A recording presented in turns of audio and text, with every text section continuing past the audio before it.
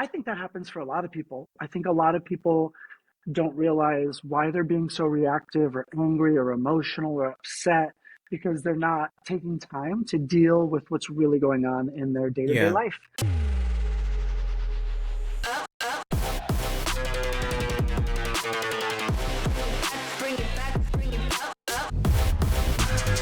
Welcome to The Ownership Game with Gary Montalvo. What would it take to get into the driver's seat of your life and leave your mark? The Ownership Game starts now. This week, I'm excited to introduce to you my dear friend Jacob Hyzer. Jacob is a man of many talents. He's a celebrity makeup artist, a brilliant educator, and a passionate brand director. Over the last 10 years, he's been responsible for training thousands of beauty professionals across the globe. So as a result, he's also a pretty damn good leadership coach. But those are not the reasons that I invited Jacob to the show today. At its essence, the ownership game is about taking personal responsibility so that you can create the life of your dreams. To me, there's no better person to speak on the subject than Jacob. Not because he's a self-proclaimed expert on the matter, but because he lives it every day. In this episode, Jacob shares some of the practices that allow him to maintain that level of personal integrity. He gets really vulnerable with us and shares how he used personal responsibility to transform the pain of his young adulthood into gratitude and incredible grace.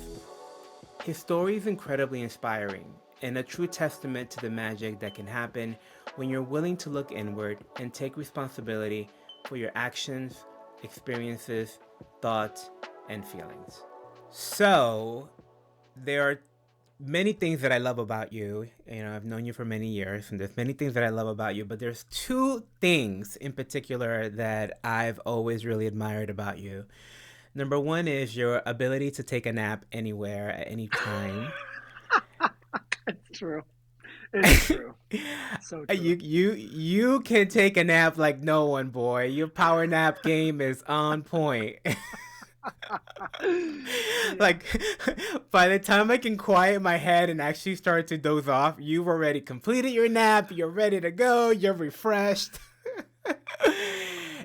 And the other thing that I've always admired about you, I often speak about you when I'm giving this example, but you just have this uncanny ability to step into, like, I don't even know how to describe it, but when stuff goes down, I like need to give myself like 5 seconds to go like, okay, let's go. But you often don't even need those 5 seconds. Like you're often like right away.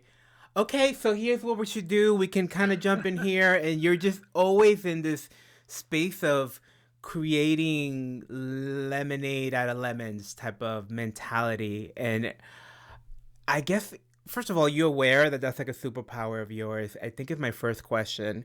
And then the second follow up is, have you always been like that, or was that something that you developed out of all of your personal development work? Okay, so I do see it as kind of a superpower, mostly because I look around at the state of the world and how other people often respond or react in situations, and I realize it is a skill to be able to shift very quickly like that. So yeah, so thank you. Yes, thank you. And I do see it as a powerful, way of being to be able to shift like that. I definitely, definitely have not always been like that. And I still have my moments, absolutely. I had shared with you that even recently, I just kind of got stuck in this pattern of wanting to be right about making people Mm-hmm. wrong who upset me.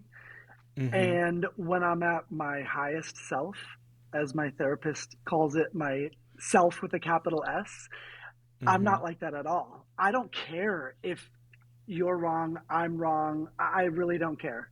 What I care about is the breakthrough that we can create and what we're really committed to, and my way of being that I declare myself to be being reflected in how I show up in conversations and interactions, especially when they're difficult, because that's the real test.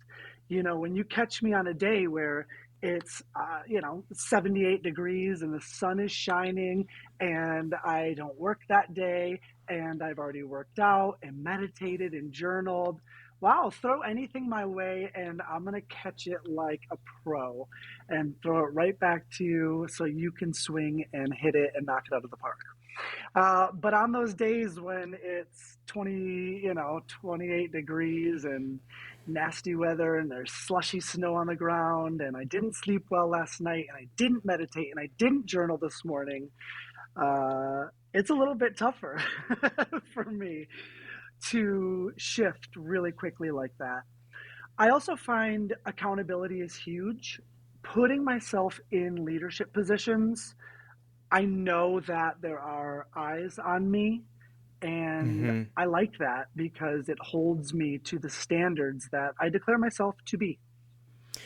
So there's two things I want to talk about in what you just said. Number one is you really you really spoke to that even when you are operating at that level, it doesn't just show up. Like there's a whole routine that you have in place to make that happen. And we should definitely go there because I think that people think that that just shows up and they often disregard the work in the background, the structures that you put in place in order for you to be able to operate at that level.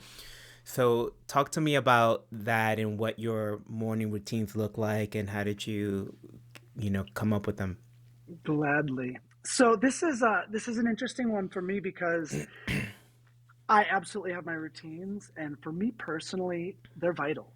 They are absolutely vital. And you know, I look at social media and I see these people who want to be setting themselves apart and want to go against the grain, and they're like, you don't have to get up at 4:30 in the morning, you don't have to meditate, you don't have to do all this stuff that everybody says, blah blah blah.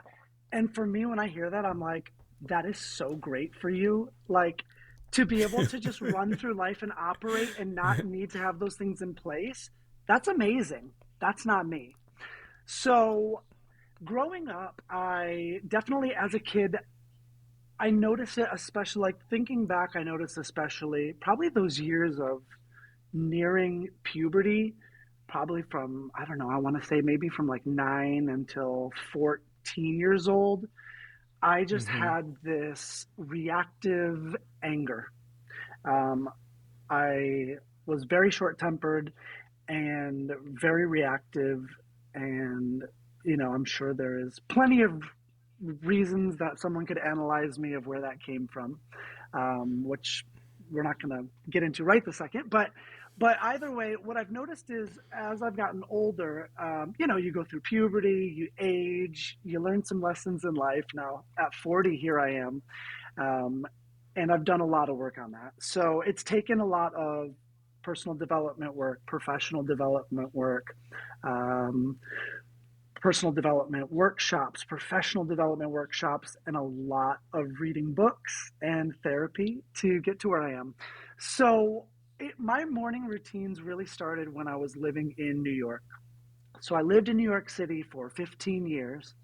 And as you know, Gary, but for those listening who may not know, living in New York, it can be really crazy. It is kind of referred to as the city that never sleeps, and there's always things going on. So I started to notice maybe 7 years ago or so, um, that I was just feeling overwhelmed on the daily. I started changing my morning commute to work because getting on the subway was becoming so stressful to me. It's Mm-hmm. like you're getting on the subway, it's packed, and it's 8 a.m., and people are annoyed and they're angry and they're shoving. And if it's winter, you're cold, but you have a coat on, you get on the subway, you're sweating. So there's all these like environmental factors coming at me. Um, and Oh my God. it You're was just reminding me overwhelming. why I left New York. Exactly.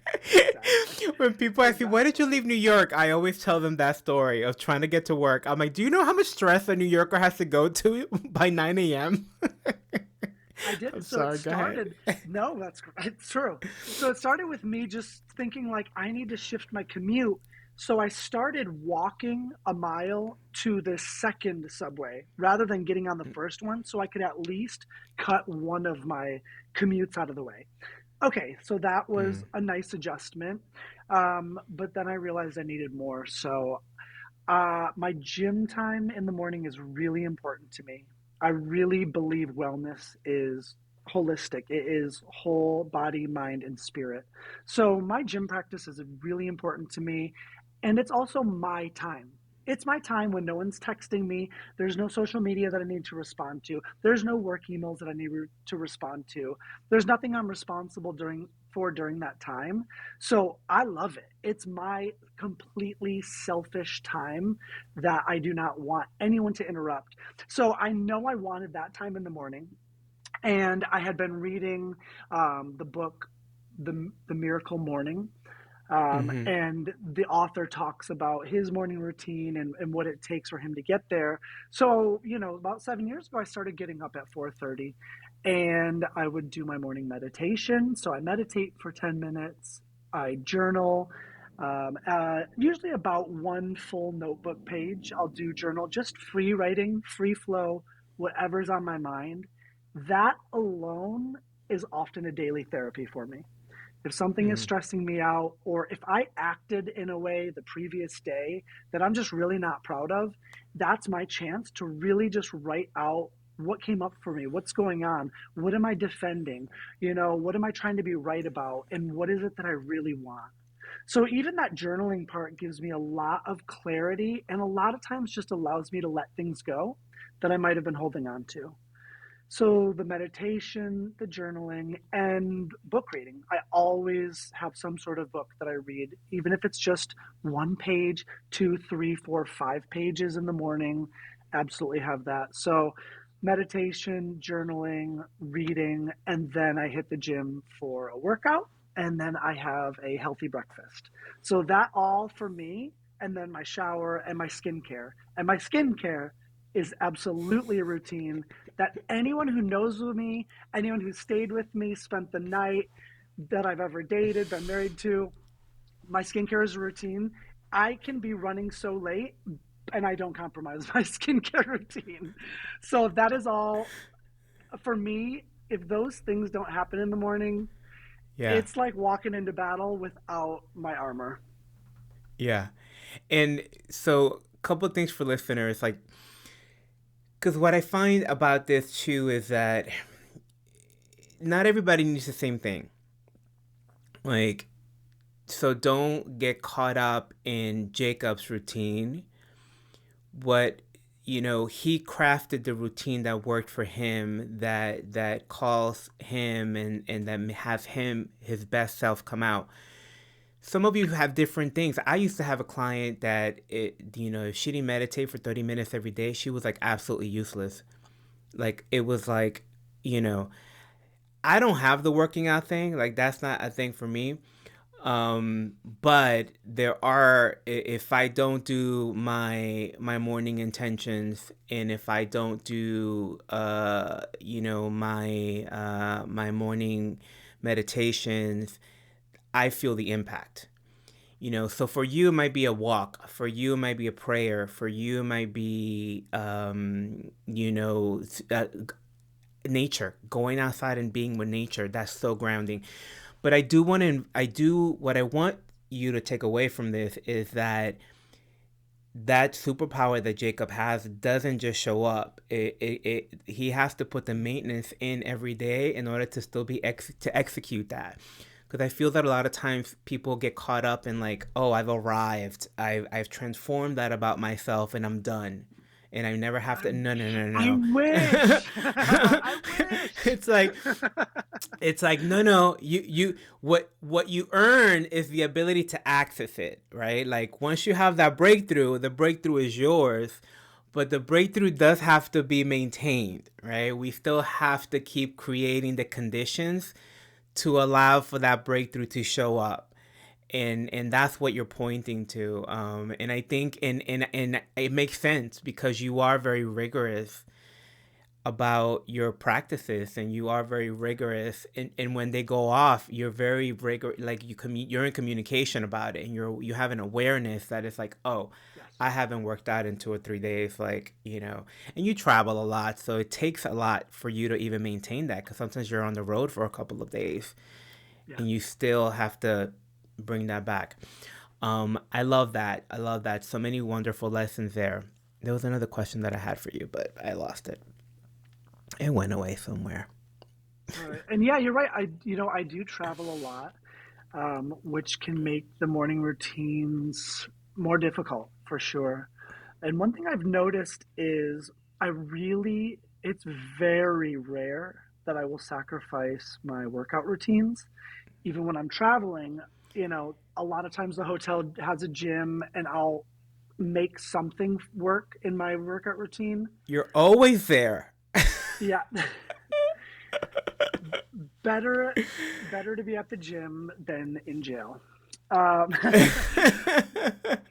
but what I've realized is when I'm traveling and life starts to get really busy, really crazy for me, sometimes the first thing I'll sacrifice is actually my more spiritual routines, my meditation, my journaling, Mm-hmm. prayer. Um, and those are actually incredibly imperative to my well-being and for me to have that ability to self-assess when I'm off track, when I'm not showing up as my highest self, when I'm not representing myself in a way that I want to, that I'm committed to, that is my integrity. So that's something that this past year, and honestly, like really real talk, even just last week, I just noticed maybe there was about 2 weeks I was just off kilter. I felt reactive. When people would offer me ideas and suggestions, it was like I felt this tinge inside of resistance. And when I analyzed what was going on, it was because I wasn't practicing. A big part of it was because I wasn't practicing my morning routines. I wasn't Yeah. doing my prayer when I woke up, my meditation, my journaling. So I wasn't giving myself that time to analyze what's actually going on, what's coming up for me.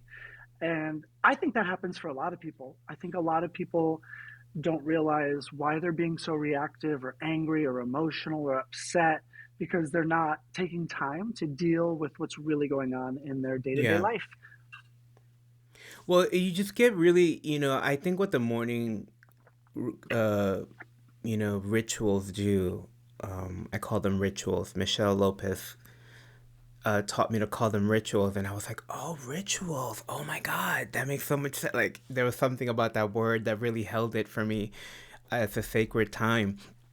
Mm, Um, so the thing about the morning rituals is they ground you. It's a pillar. It's like yeah. a stake in the ground, right? And so if you think about the day, you're bouncing around. Most of us spend the day in reaction. We pick up these things first thing in the morning and we start responding. We start Mm, responding to email. We start responding to requests. We start responding to social media, and we're just being bounced around. But those morning routines really ground us and create the context for how you're going to operate for the rest of the day.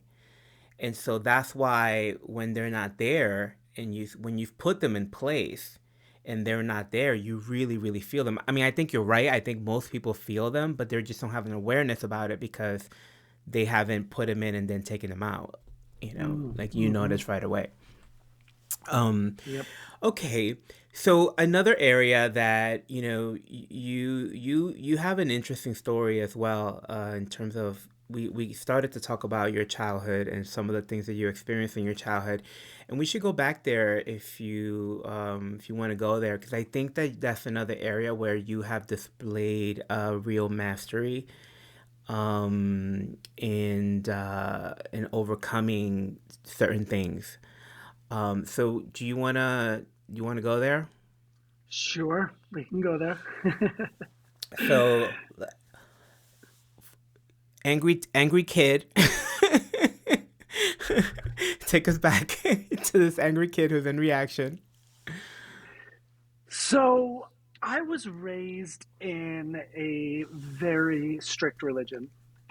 Mm-hmm. Um, In the religion, looking back now from where I stand today at this age, at 40, and knowing myself to the extent that I do at this point, I think part of looking back now, I think part of the anger was a resistance to not be able to be and express my authentic self. Mm-hmm. Um, Within the religion, being gay is absolutely unacceptable, um, and acting on any feelings or emotions within that of love, romance, or your sexuality is absolutely forbidden within that religion. So much so to the point where you are outcast from the religion. If you do, especially like if it's found out or if you come forward with that, and to be outcast from that religion, it means anyone who's in that religion stops talking to you. They cut you out of their life on a dime. Mm. Like the moment it comes out, the moment it is addressed, you are outcast from that religion. The other interesting thing about the religion is it is so community based. So when you're in the religion, you have this seemingly incredibly loving and supportive community who surrounds you all the time. And the religion also doesn't allow you to hang out and spend time with people outside of the religion. Mm-hmm. So you're in this community and you don't have any deep relationships outside of it. So if you try to leave the religion, or if you do leave the religion, you have nothing. You don't have the support if your family is in it. So for me, my parents are still very actively involved in the religion. One of my brothers and my sister are very active in the religion. So when I left the religion, I lost those relationships. So Mm-hmm. at 18 years old, just starting to step into my adulthood, I lost all community and close family that I had ever known. After spending a lot of my teenage years, honestly, living a double life, Mm-hmm. showing up to the religious meetings and presenting myself one way to fit in with the religion, to be accepted and loved by my family, and the community, to then all of a sudden realizing that this is not authentic for me, that I Mm-hmm. personally do not believe in the beliefs of that religion. And stepping out of it, I lost every support system and deep relationship that I ever had. So I can see now, looking back, those teenage years of development, of hormones, of puberty, of starting to discover who we are as people during those years, Yeah. and me having to hide that, cover it, suppress myself, try to take on suppressive actions of appearing, trying to appear more straight acting. Mm-hmm. I can look back now and see, like, no wonder there was so much anger, because there was so much suppressed emotion, and there was such a lack of love for my authentic self. So I had always just I had mean, this judgment and hate for who I authentically and was because of what I was learning from the religion. and the anger makes incredible sense, but I'm also like what I'm thinking is that had to be incredibly scary. I mean, it had to Absolutely. be incredibly scary because when you're a kid, your family is everything. That's your support system. That's your lifeline, literally. And, that had to be incredibly lonely as well. I don't want to make you Yeah. cry. I'm just like, Yeah. No, it's okay. It's okay. Yeah. No, it absolutely was. And it was incredibly lonely. It was incredibly scary. It was just this moment of really stepping into the unknown. yeah. And the even more difficult part about that unknown is, the religion also feeds you such scary things about that unknown. So Mm-hmm. not only are you at that moment, not only was I choosing the path of loneliness, separation, but also stepping into this world of unknown that was always taught to me to be extremely scary and bad. Yeah, yeah. So there was definitely these years from 18 until, gosh, I want to say at least about 22, 23. There was a lot of drugs and alcohol, Mm-hmm. just for me to be able to fall asleep at night without, just feeling completely lonely and lost in this world. I just was looking for something to ease the pain. There was a lot of pain, a lot of pain, Yeah, yeah, um, which a lot of that anger that I used to experience really stemmed from, was the sadness and the pain. yeah. So you're so talk to me a little bit about that decision at 18 decision. Um, how did like what went down? I guess I think what I'm interested in is at what point did you make the leap and what had you get to a point where you were like, okay, I can't do this anymore. I can't do this version of my life anymore. So it now it's interesting from where I stand today. I had a conversation, I don't know, maybe 8 years or so ago, with my dad. I had this opportunity and I asked him, I said, at what point did you know I was gay? Was it when I was 16? And he said, no, I knew when you were 6. So I didn't know, but my parents absolutely knew. And now looking back, I'm like, oh, okay, everybody knew. I'm like, oh, everybody knew. They always know. They always know. So I really knew when I was about 14, 15, 16. Like, that's when I was really Mm, aware, like, oh, okay. Um, so as I became, started to become a young adult, 16, 17, 18, um, I was venturing on my own. I've always been really responsible, for the most part, really responsible, taking care of myself. I got a paper out when I was 7, and the great thing was my parents taught me to save money. So, I'd make, this was 35 years ago, 30, whatever, 3 years ago. And, I'm making $100 a month and I'm saving it. And then when I'm 13, I get a job at like a skating rink, doing the concession stand, and I'm like making a little money and saving it. Then I get into restaurants by the time I'm 15. So all of a sudden, I find myself at 18 years old with 5 grand in savings, with my own car that I am fully taking care of, car payments, car insurance, everything on. So I'm managing mm, myself really responsible. I've got some things, some measures, to ways to take care of myself and to have a sense of freedom. And then it comes out at 18. My mom finds out that I was gay. Um, so she confronts me about it. And when she confronted me about it, she was angry. Like, she was really angry about it. And I had seen her angry before, and my mom angry, it wasn't something that I was gonna try to throw hands with her. I wasn't gonna go there. I wasn't gonna try to out anger her. I wasn't trying to fight fire with fire. So she confronts me about it. She's angry, and she's like, what is this? What is this? And I was like, what is it? What does it look like? I'm gay. I'm gay. That's what it is. And she said some hurtful things to me. And so I just stood up and said, okay, then I'm out of here. I'm out. Like, I'm leaving. I'm taking my stuff. I'm leaving tonight. I'm not sleeping here with, this threat over my head. So that's it.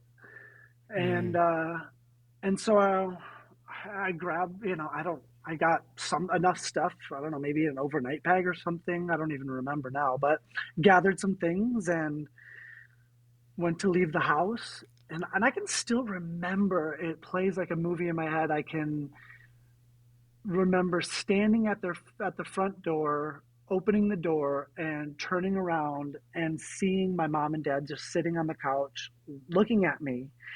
And they said, "Oh, we can talk about this."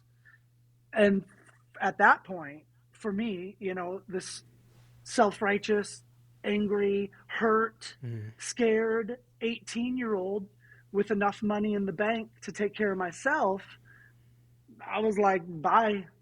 Like, you've said Mm-hmm. enough. I've heard everything that I need to hear from you, from what you said Mm-hmm. earlier. And I know what your beliefs are. I know the beliefs and the teachings of the religion. So I know that the only agreement that would be acceptable for you is if I continue to live a life denying my authentic self, my feelings, having no romantic relationships or involvement with anyone. And Mm-hmm. that's the only way that this will work out. And I'm not signing up for that. So that Wow. was that. And That was, so, and it's interesting because go ahead. it's interesting because there was years that well, because at one point during that conversation, that my parents did say to me, like, if this is your choice, you can't live here. um Mm. and so I had this story that I would tell myself and share when people would ask me about this for years, of, oh, I got kicked out when I was 18 because I'm gay. Mm. And now when I look back and recount the story and the actions and what happened, now I've rewritten that story and I realize, no, I did not get kicked out. I actively made the choice to leave, to stand for myself, my values, and my beliefs, and leave that Mm. situation. But that's powerful, Jacob. That's a powerful rewrite. Thank you. It took It's a a long really time to get powerful there. rewrite. It took a long time to get there. It's a really powerful rewrite. And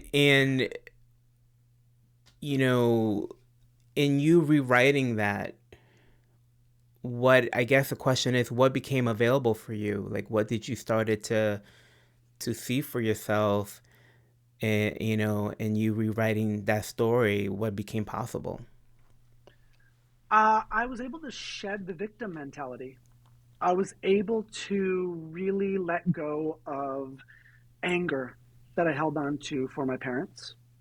Mm-hmm. And my God,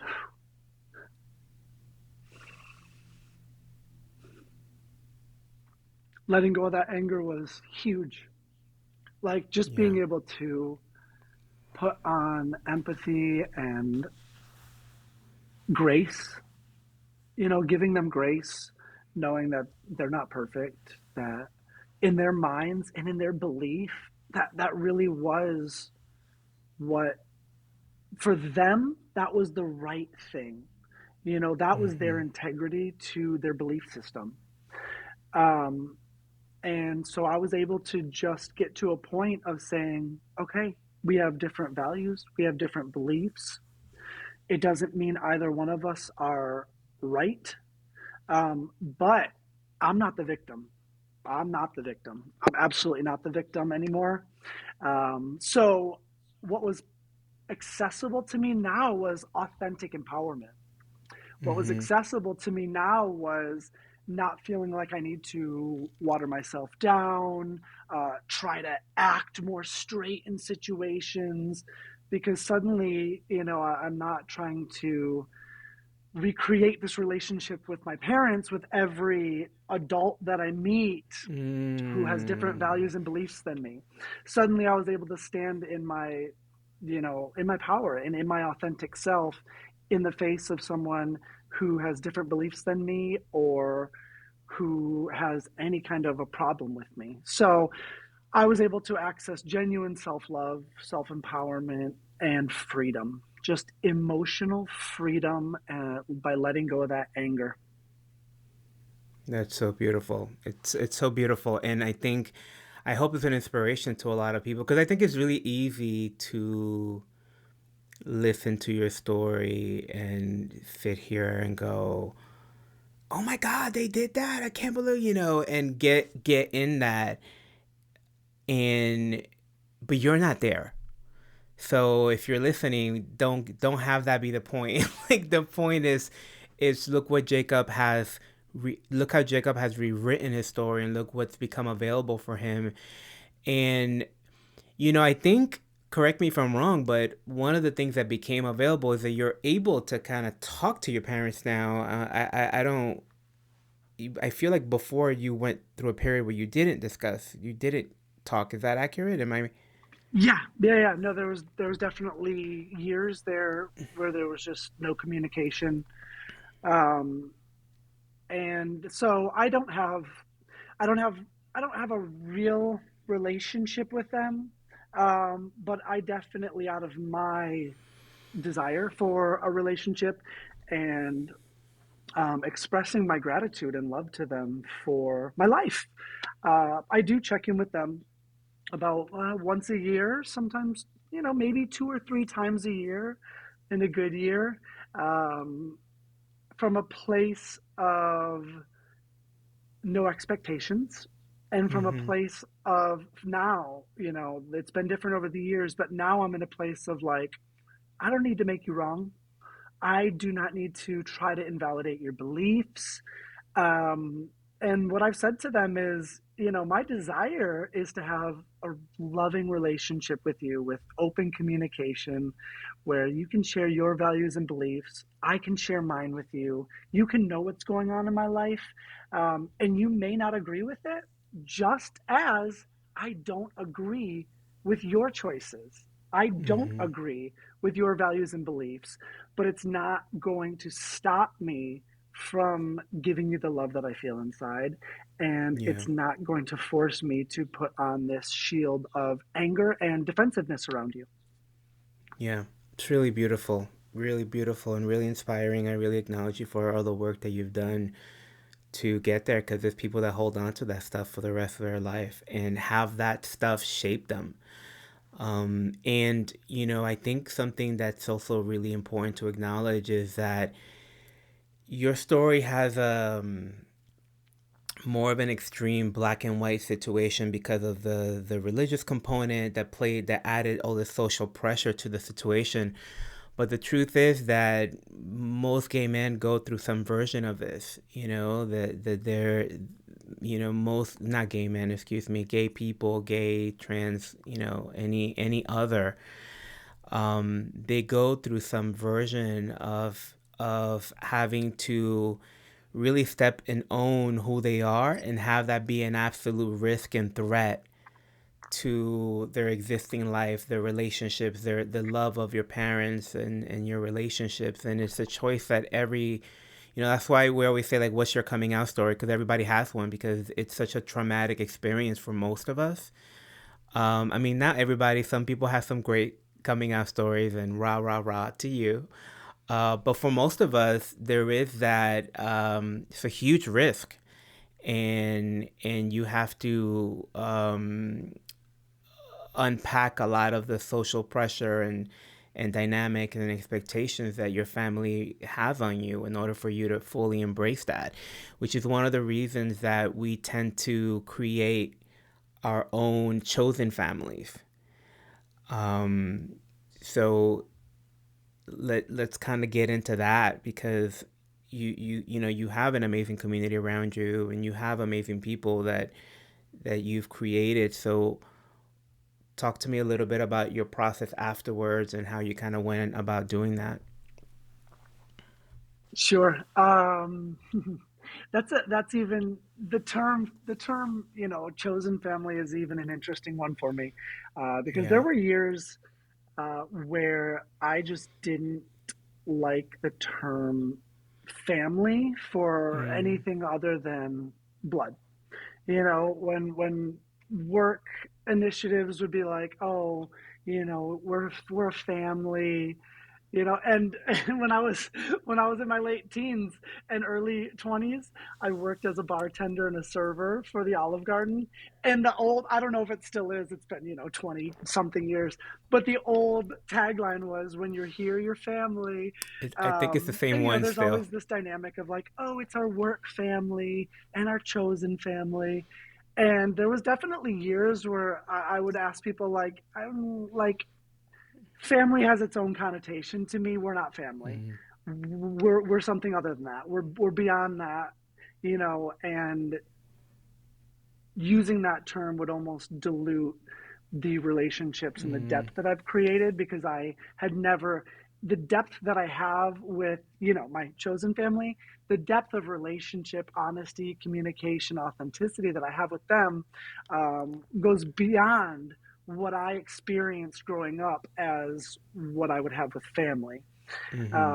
So yes, but I have created a really amazing, supportive community around me for sure, of friends and chosen family.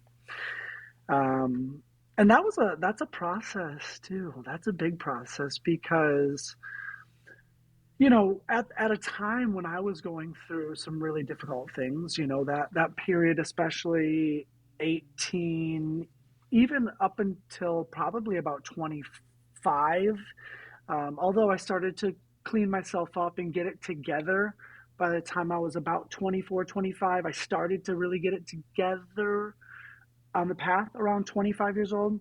Um, what happens is, when you're getting involved in just like living by the seat of your pants, no real goals, ambitions, going out every night, drinking all the time, um, you'll create a family around that. And that can be just as toxic as the family dynamic that I had just come from. So Mm-hmm. that was interesting too, because I had developed over those years, I had developed some very close relationships with people. Um, and some of those people I had to stop hanging around with. By the Mm-hmm. time I really wanted to get myself together and have more for my life, by the time I was about 26, I had to transform a lot of those relationships too, and start to find a new supportive community and friends and chosen family who aligned with my values and beliefs that had evolved. And some of those Mm-hmm. people came along for the ride, and some didn't. Um, but I have found that that community and that support system is incredibly important for sure. Absolutely. No, and it could be the difference of making you or breaking you, Yeah. which I think is kind of what you're pointing to, right? That you're, I mean, I don't think this just it probably applies to any 20 something year old. You're probably hanging out with the wrong people in your early 20s anyway. um, but when you don't have a solid support system at home, and I my story is similar to yours in that I also had, my father's a pastor, so I had the religious thing at home as well. And I didn't have the thread of sort of being excommunicated per se, but probably at that level, like thematically in the body, it probably felt that way. Like, if I look back at how I was behaving or the level of fear that I was in, there definitely was some concern of them not loving me in some way, even though I don't know that that's what I said. The way that, looking back, the way that I was reacting, there was definitely that. Um, and it Mm, took, and even though, I came out to them in college and, like, came out to my mom first. She never told my dad. Like, I was like, she kept a secret from my dad. I was like, damn, I thought she was gonna like do me the solid and tell her, but she didn't. Um, so so I had to come out to him all over again when I was 21 again, I think. And but even throughout my 20s, it was like this unspoken agreement of like we didn't talk about it. It was like so whenever they met somebody, I was like, this is my friend. mm, This is my and they were like, and it really took me till my 30s to create the authenticity and openness that I have now. But for all of my 20s, even though they didn't shun me, it was like, we don't talk about this. We don't talk about Bruno, no, no. Mm-hmm. and and I had to rely on my creating a community around me. I had to, because it was those friends that introduced me, to that it's okay that I didn't, because my whole life before that was hiding it. My whole life before that was suppressing it and don't get caught, and pretending. And the Mm-hmm. moment that it would come up, same thing, everybody knew. But the moment that it would come up, it'd be like, no, no, no, what are you talking about? In my 20s, that it was that chosen family that started to introduce me to that sense of, like, I learned to be okay with myself and to love myself, and that I wasn't alone. Really, that's the thing, because when you're going through this, it is so incredibly lonely. I mean, you just think you're the only homosexual on the planet, I remember going to my first Pride, going like, there's so many of us. Like, there's so many of us. Yep. So yeah, so chosen family played a really, I think, plays a really important role in just affirming yourself and creating safety for yourself so that you can fully do the work of discovering who you are authentically, because you can't discover who Mm. you are when you're trying to suppress and cover. Like, it Yeah. doesn't, discovery requires play, and you can't play if you're hiding. um well, my friend, I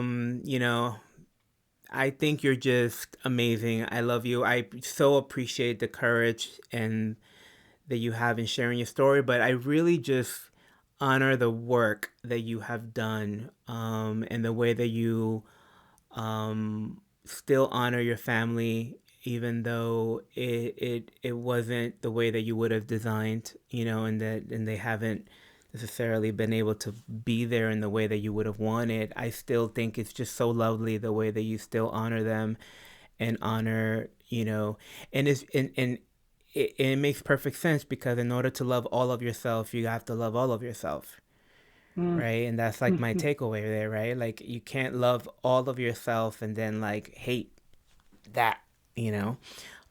But it's just real. It just really demonstrates ownership and leadership, and a willingness to be at work on yourself. And I hope that the listeners have been as inspired by you as I am.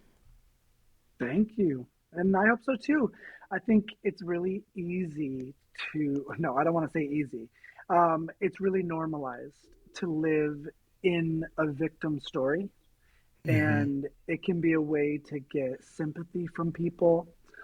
But what I've learned is it's not going to lead to your authentic empowerment, and it's not going to lead to you living the greatest life that you can live. So, if there's anything that people take away, I really hope that people step into their authentic power in a way where they're able to shed their victim stories, because it's one thing to be victimized. That is legit. That can happen. You can be Mm-hmm. victimized. um, and it's another thing to live as a victim, and that is a Mm-hmm. choice. Being victimized, that's not a choice. That can happen to you without your consent. But living as a victim and living that story, that is a choice. And that's a choice that I made to step out of. And I hope the same for everyone. Amen. Love it. All right, well, friend, I hope you will be back. I'd love to have you on the show again. Thank you. Thanks, buddy. My pleasure. Great talking to You too, friend. you. Jacob's story is both heartbreaking and empowering. His willingness to forgive, let go of his old stories, and switch his mindset so that he was no longer a victim of the past is the stuff that movies are made of. But this is not a movie, it's real life. And real life is messy, imperfect, and it requires a lot more work that they can authentically show you in 2 hours. And that's the thing that I want you to take away from Jacob's story. All the work he did and continues to do daily in order to maintain that level of performance. See, this stuff is not magic. you have to work at it. You have to be willing to look at yourself and claim something different. And you have to be willing to do the work to build a muscle and the context to take personal responsibility. And in turn, forgive, let go of the stories, and choose a different interpretation. An interpretation that gives you power and access to true freedom. Jacob works on this daily through his morning practices. And no, maybe you're not going to get up at 4:30 a.m. every morning. Hell, I know that I'm not. But what can you put in place in order to create clarity, introspection, accountability, and commitment? The question I leave you with today is, how will you make sure that you're maintaining your optimal performance? Until next time. Thanks for listening to this episode of The Ownership Game with your host, Gary Montalvo. Make sure to like and comment on your favorite podcast platform, as well as subscribe so that you never miss an episode.